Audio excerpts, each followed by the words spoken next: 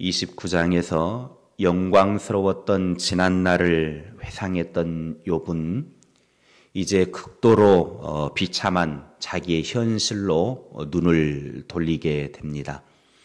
과거에 하나님께서 함께 하시고 하나님의 은혜 가운데 풍성하게 누렸던 그 시대를 생각하면서 다시금 그때로 회복되기를 꿈꾸었던 욥이 자기의 현실은 너무나 비참하고 너무나 고통스러운 것이었습니다.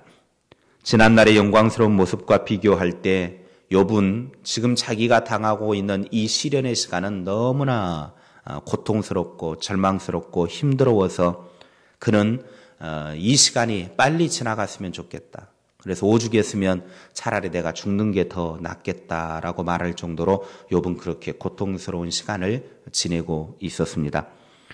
그럼에도 불구하고 욥이 과거의 모습과는 너무나 극적인 대조를 이루는 현실을 지금 있는 그대로 묘사하고 있는 것은 죄 없이 하나님께 고통받는 자신을 더 이상 정죄하거나 괴롭히지 말고 동정과 위로를 보여달라고 하는 친구들에 대한 요청이었습니다.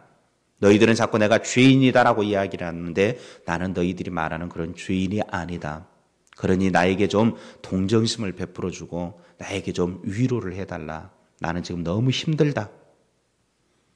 욥이 정말 힘들었던 것은 11절 말씀에 고백하는 것처럼 친구들의 어떤 그런 그 정죄하는 것도 힘들었지만 정말 욥이 마음에 힘들었던 이유 중에 하나는 자신이 지금 이런 엄청난 기력이 다하고 또 자신을 이렇게 망가뜨리게 되어진 것은 하나님이 나를 이렇게 했다라고 하는 것입니다. 그러니까 욥이 생각할 때 내가 지금까지 하나님 앞에 정말 하나님 보시기에 부끄러움 없이 살려고 그렇게 해왔는데 내가 그렇게 믿었던 하나님이 나를 오늘 이렇게 엄청난 시련 가운데 몰아넣었다. 나를 이런 재난 속에 집어넣었다라고 하는 것입니다. 그러니 욥이 그 어떤 것보다도 마음에 더 힘들었던 것이죠. 세상 사람들은 뭐 원래부터 그렇다 치더라도 내가 그렇게 믿었던 하나님, 내가 그렇게 신실하게 섬겼던 하나님이 나를 이렇게 고통스럽게 만들었다. 이것 때문에 욥은 더 힘들었던 것입니다. 다시 말하면 하나님으로부터 버림받은 고통, 하나님께서 자신을 이렇게 망가뜨렸다는 것에 대한 고통이 욥에게는 가장 큰 고통이었습니다. 욥은 정말 상상하기 힘든 극심한 고통을 겪었습니다.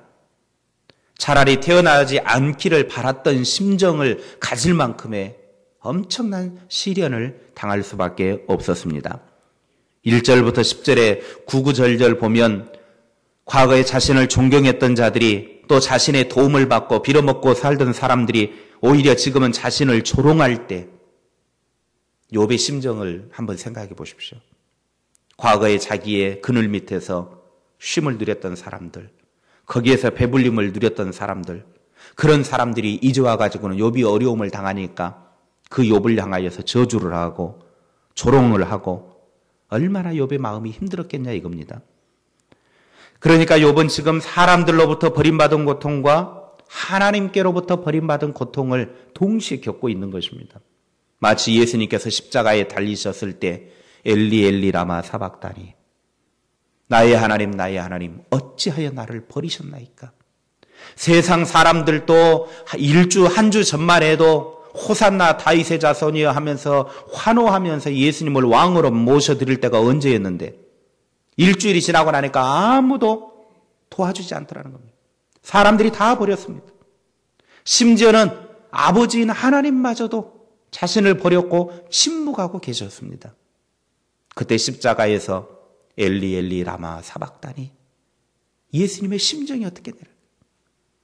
오늘 욥의 심정과 예수님의 심정이 같은 심정이었습니다. 사람과 하나님에게 버림받은 고통, 이런 고통 중에 욥은 정말 하나님 앞에서 버림받은 이 엄청난 것, 사람들에게 버림받은 그 저주스러운 것들, 이 모든 상황에서 욥은 하나님을 바라보았다라고 하는 것이 큰 큰 믿음의 사람이라는 증거입니다. 하나님과 사람에게 버림받았음에도 불구하고 자기의 고난을 뛰어넘어 하나님을 그래도 바라보고 있더라는 것입니다.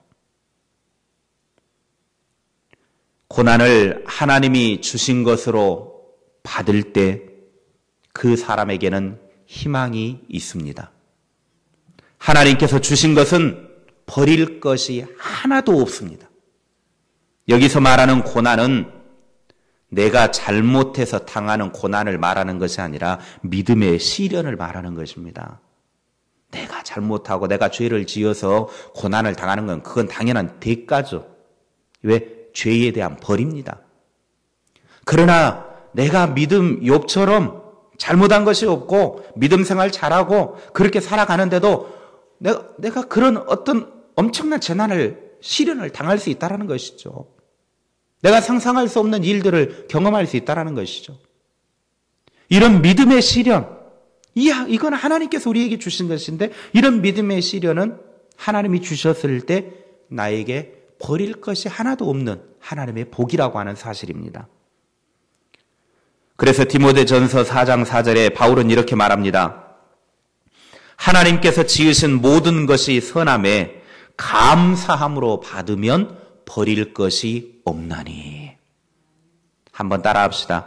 감사함으로 받으면 버릴 것이 없다. 아멘.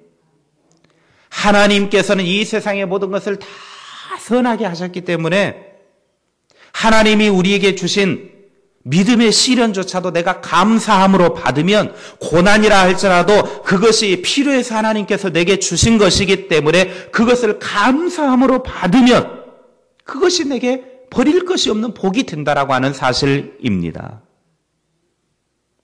감사함으로 받을 때 그것이 내 몸에 약이 되어지는 겁니다. 단지 우리가 시련을 당할 때 감사함으로 받지 못하는 것이 문제입니다.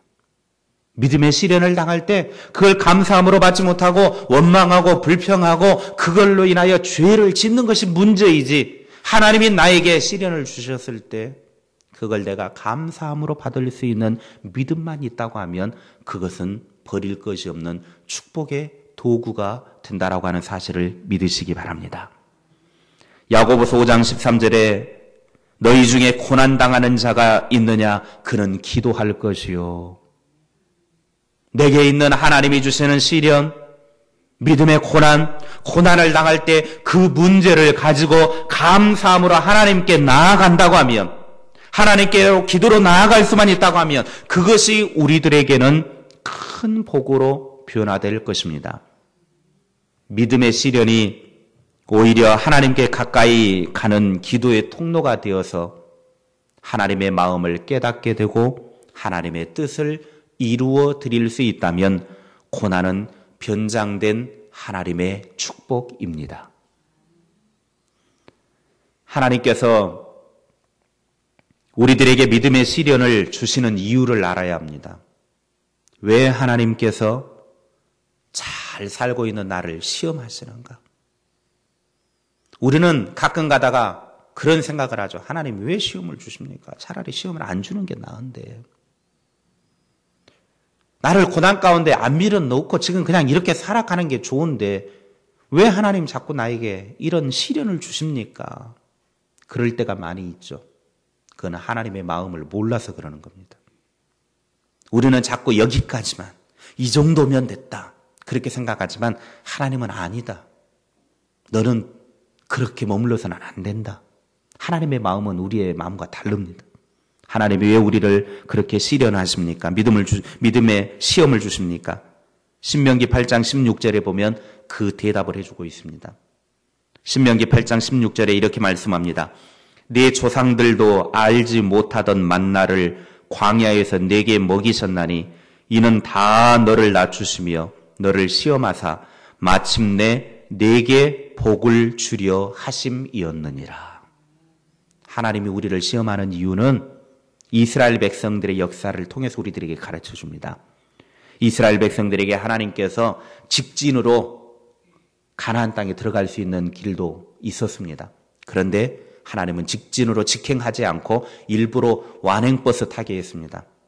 그래서 완행버스도 그냥 구구절절 그냥 막 이렇게 다 막 마을마다 내려주면서 갈 수 있는 그런 완행버스를 타가지고 이스라엘 백성들을 광야를 이제 행진을 하게 만들어요.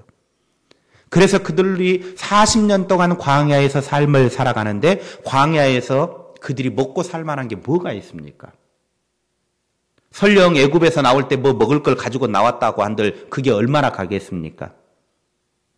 그리고 그들은 애굽에서 나올 때 급하게 나왔기 때문에 뭐 먹을 거 챙겨 나올 시간도 없었습니다.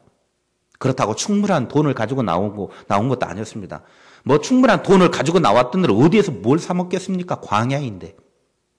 광야라고 하는 것은 그들에게는 아무것도 할 수 없는 가장 열악한 환경이라는 겁니다. 먹을 것이 없는 것이고 풀도 없는 것이고 뭐 뿌리라도 하나 캐먹을 곳이 없는 것, 그런 광야에 행진을 하고 있는데 그들이 40년 동안 살아갈 수 있었습니다. 이유가 무엇입니까? 하나님께서 매일같이 아침만 되어지면 문 열고 잠을 자고 문 열고 밖에 나가면 매일같이 신선한 빵인 만나와 거기에다가 고기까지 곁들이는 메추라기까지 매일 아침 하나님이 공급해 주셨습니다. 그래서 그들이 하는 것은 매일 아침에 나가서 그날 먹을 분량만 매일매일 취하면 되는 것입니다. 이들이 이렇게 광야에 40년 동안 하나님이 먹게 해주신 만나와 메추라기를 이렇게 하나님이 주신 이유는 너희들이 하나님만 의지하고 너희들의 고집을 꺾고 하나님만 의지하고 순종하는 마음이 있는가를 시험하기 위해서였다는 것입니다. 그들의 고집을 꺾어야 된다는 거예요.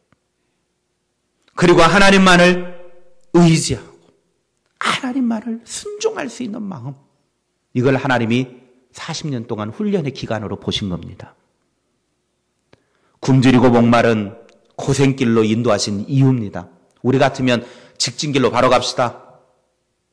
일주일이면 가는 길 바로 갑시다. 그런단 말이죠. 그런데 하나님은 아니다. 믿음의 시련을 좀 겪어야 되겠다. 너희의 그 악한 인간의 고집을 꺾어야 되겠다. 하나님만 의지하고 하나님만 순종하는 그런 마음으로 바꿔야 되겠다. 왜 하나님이 그렇게 하십니까? 이유는 나중에 더 큰 복을 주시기 위해서. 지금 당장 그걸 줘버리면 하나님 의지하지 않기 때문에, 하나님께 순종하지 않기 때문에. 그런데 이스라엘 백성들이 광야에서 40년 동안 그렇게 훈련 받았음에도 불구하고, 순종의 훈련을 받았음에도 불구하고 가나안 땅에 들어가서 그렇게 순종하지 않아요. 그런데 하나님의 훈련도 받지 않고 바로 들어갔다고 하면 얼마나 망가졌겠습니까? 훈련 받아도 그 모양인데. 그러니까 하나님은 하나님의 도우심이 아니면 살 수 없다라고 하는 것을 깨닫게 해주시는 거예요.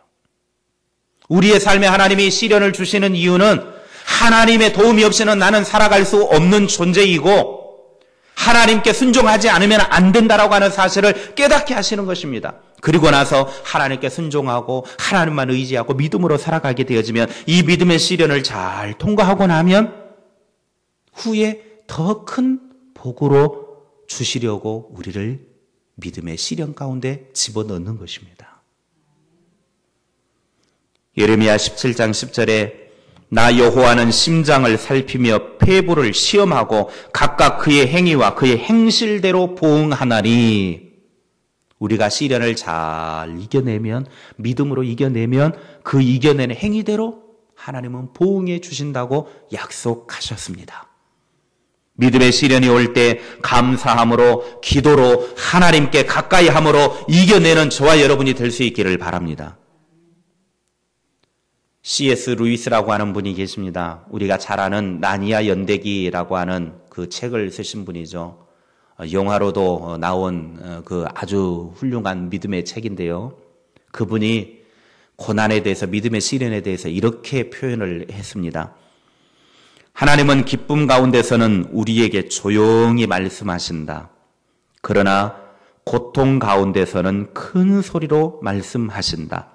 시련은 귀먹은 세상을 깨우는 하나님의 확성기이다.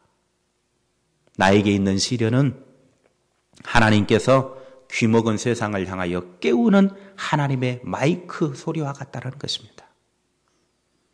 욥은 고난 가운데서 하나님을 바라보는 놀랍고 귀한 신앙을 가졌습니다. 이것은 욥이 고난을 통해서 얻은 산신앙이었습니다. 이 시련을 통과한 후에 욥기 42장에 보면 놀라운 하나님의 축복은 기다리고 있었던 것을 보게 되어집니다. 믿음의 시련은 우리의 신앙 근육을 단련시키는 훈련의 시간입니다. 내가 지금 믿음의 시련을 당하고 있다고 하면 그 믿음의 시련은 나의 신앙의 근육을 단련하는 시간, 강하게 만드는 시간입니다. 욥의 인내를 배울 수 있기를 바랍니다. 욥처럼 하나님을 바라보는 신앙의 눈을 기릅시다. 고난 가운데서도 좌절하지 않는 신앙의 힘을 기르자 이 말입니다. 우리가 살아가는 동안 어떤 어려움을 만나게 될지 우리는 모릅니다. 그러나 어떤 경우에도 우리는 하나님을 바라보며 인내해야 합니다. 갈라디아서 6장 9절 말씀에 우리가 선을 행하되 낙심하지 말지니 포기하지 아니하면 때가 이름에 거두리라. 어떤 시련 속에서도 낙심하지 말고 포기하지 말고 믿음의 시련 속에서도 때가 이르면 내가 이걸 이겨내면 반드시 하나님의 선의 열매로 거두게 된다라고 하는 이 사실을 믿고 모두가 다 승리하는 하나님의 사람들이 되실 수 있기를 주님의 이름으로 축원합니다.